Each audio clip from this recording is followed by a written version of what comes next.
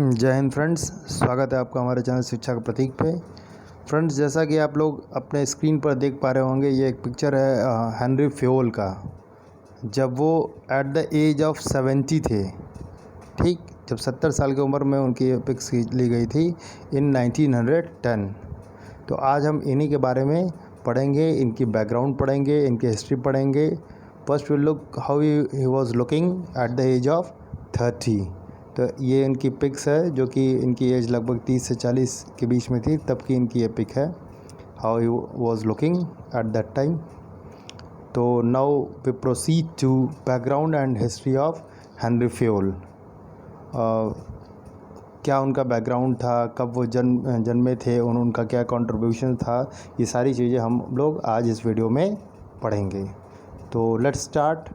So we can see on the screen that Henry Fayol was born in France in 1841. He was born in France, तो वो French थे। ठीक, he got degree in mining engineering in 1860. वो एक mining engineer थे, author थे, director थे। ठीक, and started working as an engineer in a coal mining company. एक कोयले की खदान वाली कंपनी में उन्होंने अपना करियर स्टार्ट किया इन 1888।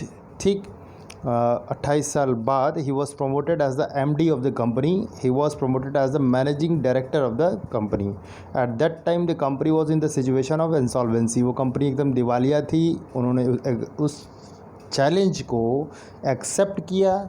ही अप्लाइड हिज मैनेजरियल टेक्निक्स। उन्होंने अपने मैनेजरियल टेक्निक्स को अप्लाई किया और कंपनी को सिचुएशन से निकाला, और फाइनली वो सक्सीड हुए, सक्सेसफुल हुए।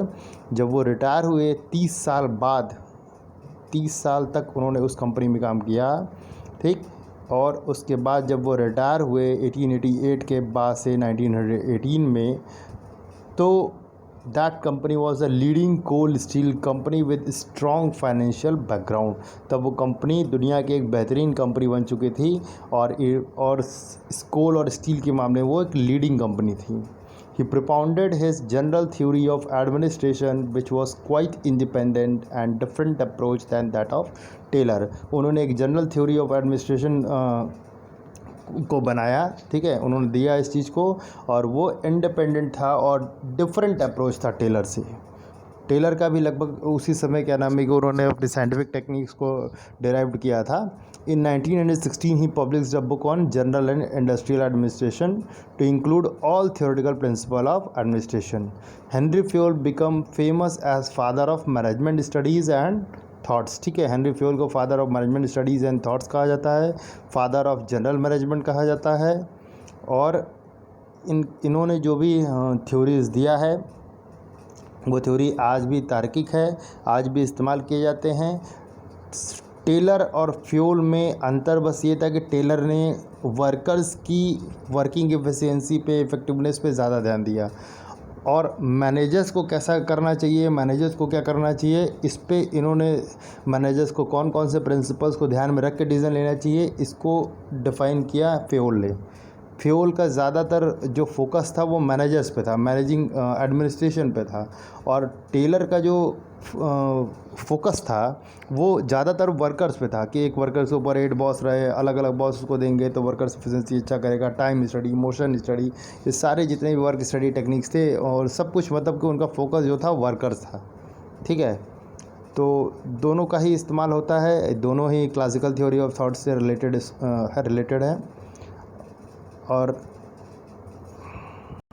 आइए अब पढ़ेंगे हम लोग कि NCERT के क्लास 12 के बुक में इनके बारे में क्या चीज़ कुछ दिया हुआ है।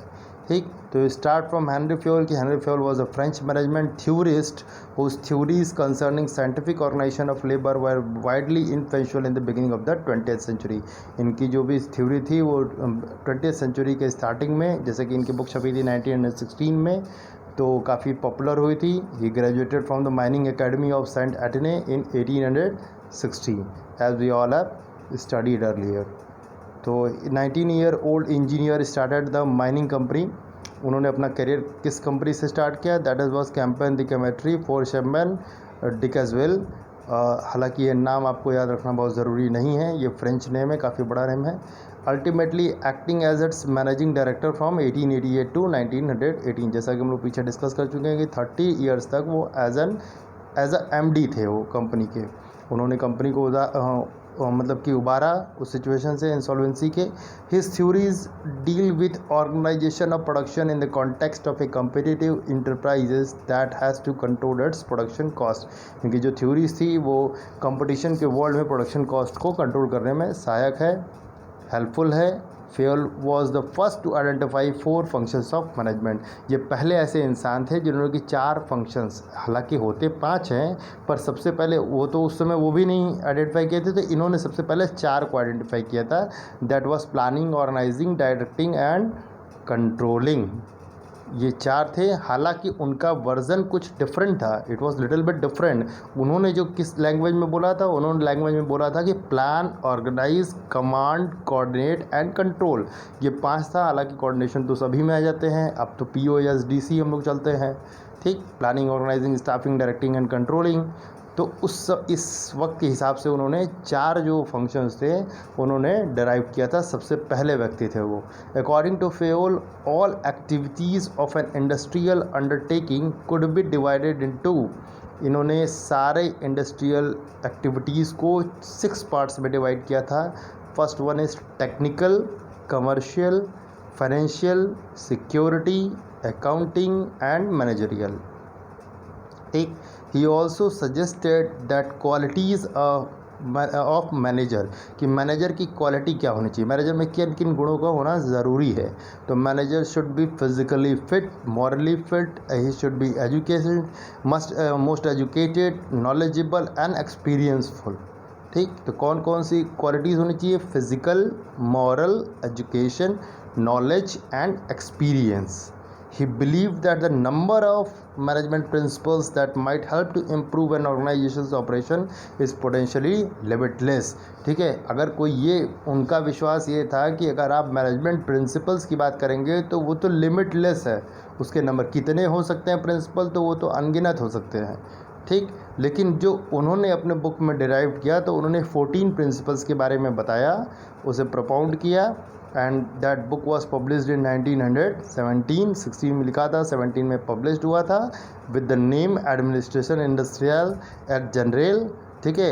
ये फ्रेंच वर्ड है। It was published in English as general and industrial management in 1949, ठीक। अब बुक छपने के कई सालों बाद, मीन्स कि 1917 से आप 49 तक देख सकते हो कि 32 साल बाद ये बुक फिर इंग्लिश में छपी, पहले वो फ्रेंच में थी।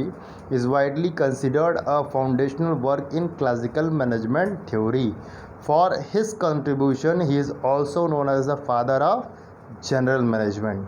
तो this was the short contribution of Henri Fayol.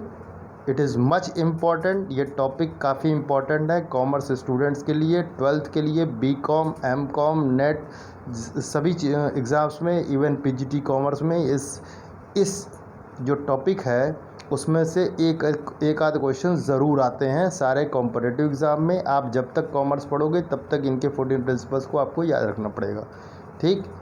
Principles of management का पूरा एक पेपर होता है MCom में, और BCom में भी आपको ये मिलेगा। तो thank you for this video, watching this video. इनके जो 14 प्रिंसिपल्स है इनको हम नेक्स्ट वीडियो से डिस्कस करेंगे।